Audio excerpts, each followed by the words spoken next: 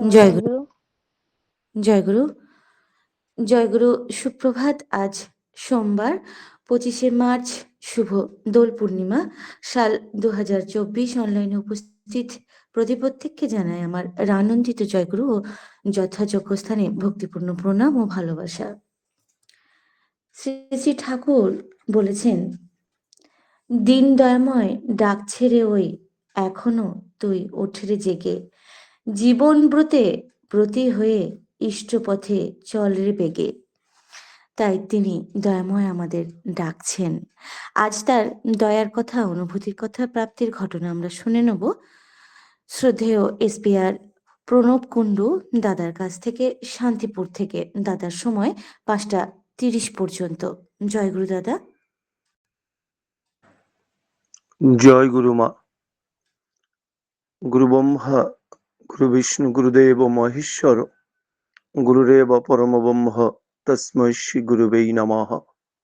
পরম দয়াল ঠাকুর আমার, জগৎ জননী, বিশ্ব জননী, বড়মা আমার, পরম পূজ্য পাদ শ্রী শ্রী বরদা আমার, পরম পূজ্য পাদ শ্রী শ্রী আচার্য দেব আমার, পূজনীয় অবিন দাদা আমার, ঠাকুর পরিবারের প্রত্যেকের রাতুল চরণে প্রণাম জানিয়ে, আমার ঋত্বিক দেবতার চরণে প্রণাম জানিয়ে, আজকে অনলাইনে উপস্থিত সমস্ত গুরু ভাই, গুরু বোন, পিতা ও মাতাদের যথাযোগ্য স্থানে প্রণাম জানিয়ে তার দয়ার কথা দু একটা বলার চেষ্টা করি। ভুল ত্রুটি মার্জনা করবেন। আজকে দোল পূর্ণিমা, সারা পৃথিবী তার রঙে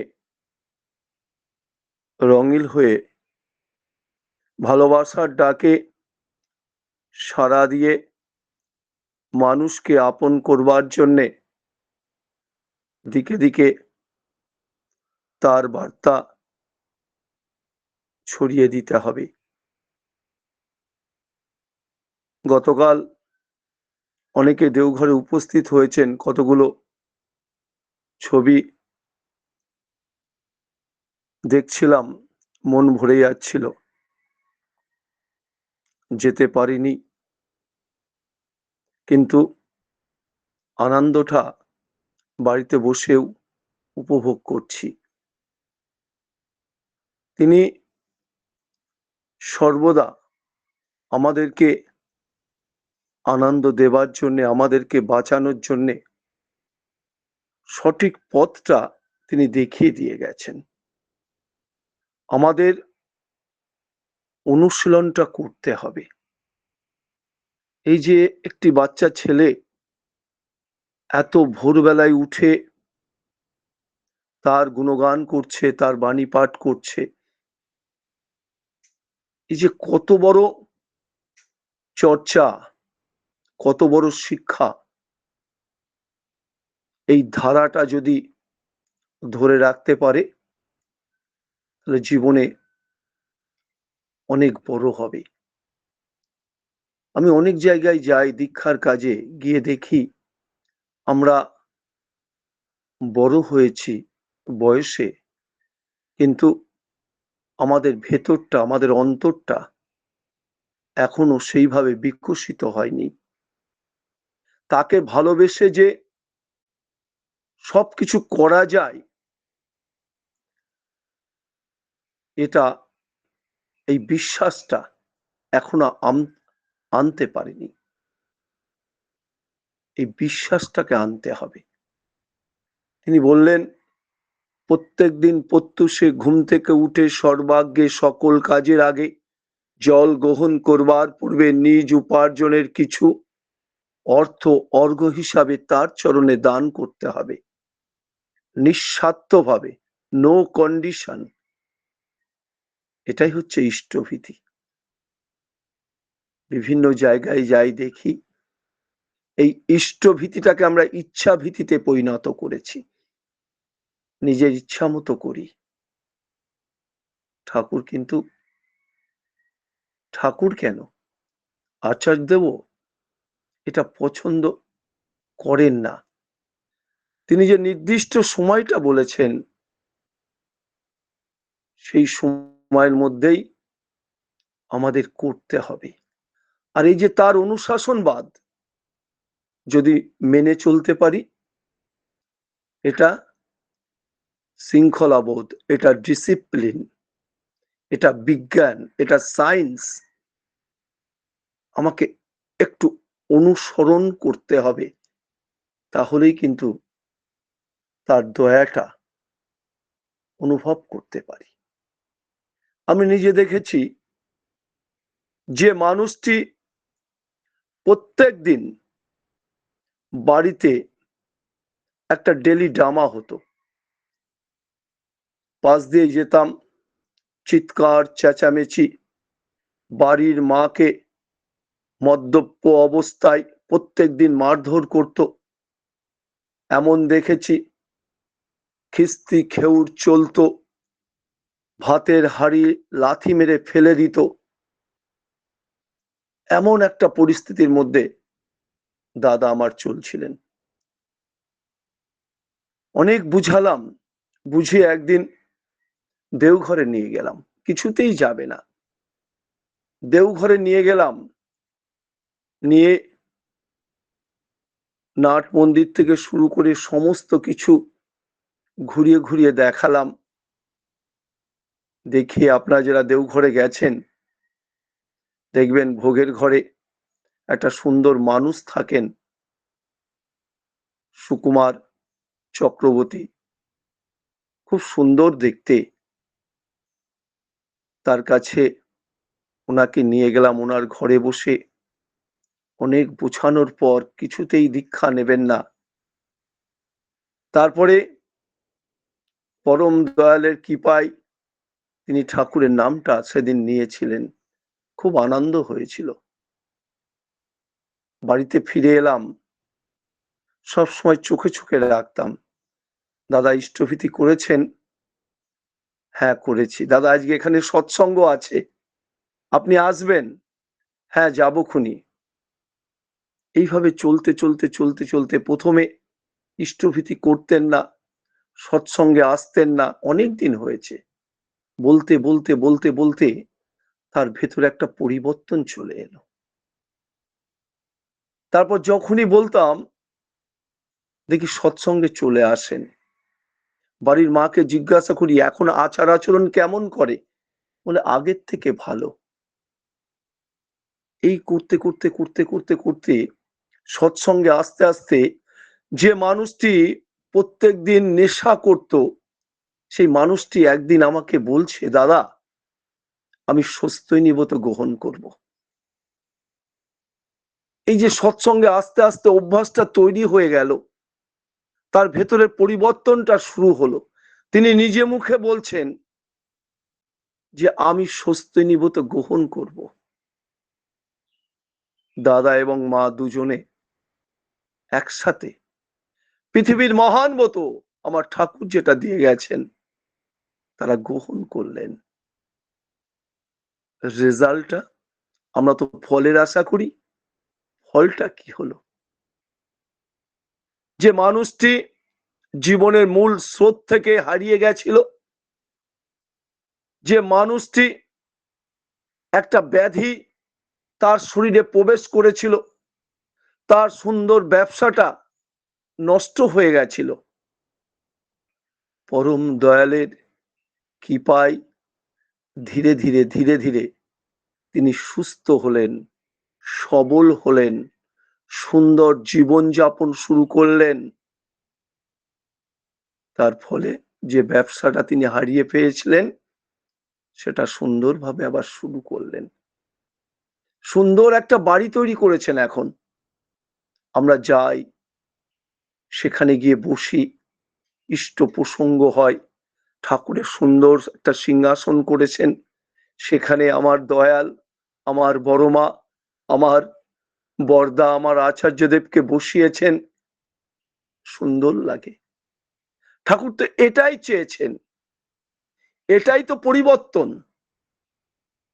যে মানুষটি একদিন নেশাগ্রস্ত অবস্থায় রাস্তায় ড্রেনের ধারে পড়ে থাকতো, সে মানুষটি আজকে প্রকৃতপক্ষে মানুষ হয়েছেন। এটাই হচ্ছে তার দয়া। তিনি যা বলেছেন সঠিক সময়ে আমাকে তাই করতে হবে। আমাকে তাই করতে হবে, তিনি যা বলেছেন।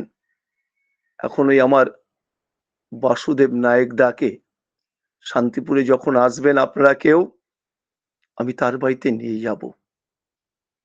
কত আপনতা, মানুষকে কত ভালোবাসা তিনি ভরিয়ে দেন। যেখানে এখন সৎসঙ্গ হয় সবার আগে উনি গিয়ে উপস্থিত হন, ঠাকুরের সিংহাসনটা সুন্দর করে সাজান। আর যখন তার জীবনের কথা বলতে বলি, তিনি উঠে দাঁড়িয়ে প্রথমে হাউ হাউ করে কেঁদে ফেলেন, তারপরে বলেন, দয়াল আমাকে মানুষ করেছেন। আমাদের প্রত্যেকের জীবনেই এরকম ঘটনা আছে। আমার অভ্যাস, আমি প্রত্যেকদিন সকালবেলায় ঘুম থেকে উঠে ঠাকুরের ইষ্টভীতি সমস্ত কাজ করে হেঁটে হেঁটে শান্তিপুর, আমার বাড়ি থেকে শান্তিপুরের গঙ্গা প্রায় 3 কিলোমিটার দূরে হেঁটে হেঁটে যাই। রাস্তার ধারে যতগুলো মানুষের সঙ্গে পরিচয় হয় সবার সঙ্গে কথা বলি, ইষ্ট প্রসঙ্গ করি, দয়ালের কথা বলি। অনেকে মনোযোগ সহকারে শোনে, অনেকে শোনে না। যারা শোনে না তাদেরকে বেশি করে বলি, তাদের বাড়ি যাওয়ার চেষ্টা করি। এইভাবে অনেক মানুষকে যাজন করে তারা আজ ইষ্টমুখী হয়ে ঠাকুরকে ধরে চলছে। একদিন ভোরবেলায় যখন হাঁটতে হাঁটতে যাচ্ছি, আমাদের শান্তিপুরের গঙ্গা আর কাশীর গঙ্গা আপনারা জেনে রাখুন, এই ভারতবর্ষের এই দুটো জায়গায় গঙ্গার মুখ দক্ষিণ দিকে, তাছাড়া আর কোথাও নেই। তাই যখন যায় একটা বট গাছ আছে, ওই বট গাছের তলায় একটুখানি বসে আবার সামনের দিকে এগিয়ে যায়। একদিন যাচ্ছি, আমি আছি, আমার মাস্টার মশাই দিলীপ চক্রবর্তী আছেন, আমার দাদা আছেন একজন, তিনজন আমলে ভোরবেলায় যাচ্ছি। হঠাৎ একটা দুষ্কৃতী ওই রাস্তার ধারের যে নয়নজলিগুলো থাকে সেখান থেকে উঠে আমার সরাসরি আমার বুকে আগ্নেয়াস্ত্র ধরলো। কি করব, কিংকর্তব্য বিমূঢ়। সে বলছে, পুণ্যি করতে যাচ্ছিস, এখনই ঘোড়া টিপে দেবো, শেষ হয়ে যাবি। মাস্টারমশাই দূরে সরে গেলেন, দাদাটা দূরে সরিয়ে গেলেন। আমি ওর সামনে দাঁড়িয়ে শুধু পরম পিতার নাম করছি, যে মহানাম, নামে শক্তি, নামে ভক্তি, নামে মুক্তি। তাছাড়া কোনো উপায় নেই, শুধু নাম করছি। করতে করতে করতে করতে এমন একটা সময় উপস্থিত হলো, কে যেন ওকে ধাক্কা দিয়ে ফেলে দিল। ওই রাস্তার সেই নয়নজলিতে পড়ে গেল। আমি ধীরে ধীরে এগিয়ে গেলাম। গঙ্গা থেকে স্নান টান করে যখন ফিরে আসছি, দেখি ঠিক ওই জায়গাটায় অনেকগুলো মানুষ দাঁড়িয়ে আছেন। একজনা বলছেন, মাস্টার মশাই কাল থেকে নেশা করে ওই দেখুন ওই আগ্নেয়াস্ত্রটা নিয়ে ঘুরে বেড়াচ্ছে, কারুর কথা শুনছে না। ছেলেটাকে দূর থেকে দেখে চিনতে পারলাম। আবার কাউকে কোনো কথা বললাম না, আমার সাথে কি করেছে কোনো ঘটনা বললাম না। ওর কাছে গেলাম, ওর হাতে যে অস্ত্রটা ছিল নিয়ে ওকে বুঝিয়ে বাড়ি নিয়ে গেলাম। নিয়ে ওই জিনিসটা থানায় জমা দিয়ে দিতে বললাম। আবার 2 দিন পরে ওর বাড়িতে গিয়ে যাজন করতে শুরু করলাম। সেই ছেলেটি, আজ বলতে ভালো লাগছে, সেই ছেলেটি আজ পরম দয়ালের নাম পেয়ে প্রকৃতপক্ষে সঠিক পথটা ধরেছে, আর ওই অন্যায় কাজ সে করে না। ব্যাংক থেকে লোন করে ওকে একটা টুকটুকি কিনে দিয়েছি। এখন নিজে যা ইনকাম করে তার থেকে লোনের টাকা শোধ করে, আর সংসারটা সুন্দরভাবে চলছে। আমার পরম দয়াল এটাই চেয়েছেন। মানুষকে সহযোগিতা করো, মানুষের পাশে গিয়ে দাঁড়াও, যে ভুল পথে গেছে তাকে ফিরিয়ে নিয়ে আসো। এটাই হচ্ছে আমাদের কাজ। এই যে একটা উপযোজনা কেন্দ্র হয়েছে শুধু ইষ্টভীতি নেওয়ার জন্য নয়। আচার্যদেব কি বললেন? আচার্যদেব বললেন একটা উপযোজনা কেন্দ্র মানুষের আশ্রয়স্থল। একটা ভালো ডাক্তারের পরামর্শ দিন। যে মানুষটি হতভম্ব হয়ে পড়েছে তাকে সহযোগিতা করুন। আইনি মামলায় যে জড়িয়ে গেছে ভালো উকিলের একটা পরামর্শ দিন। সন্তানটি একটা ভালো স্কুলে ভর্তি হতে পারছে না, একটু সহযোগিতা করুন। একটা মানুষ সে গুরু ভাই হোক না হোক, একটা কঠিন ব্যাধিতে আক্রান্ত হয়েছে, তাকে সঠিক রাস্তাটা দেখান। এই জন্যই কিন্তু উপযোজনা কেন্দ্র, শুধু ইষ্টভিত্তি নেওয়ার জন্য উপযোজনা কেন্দ্র নয়।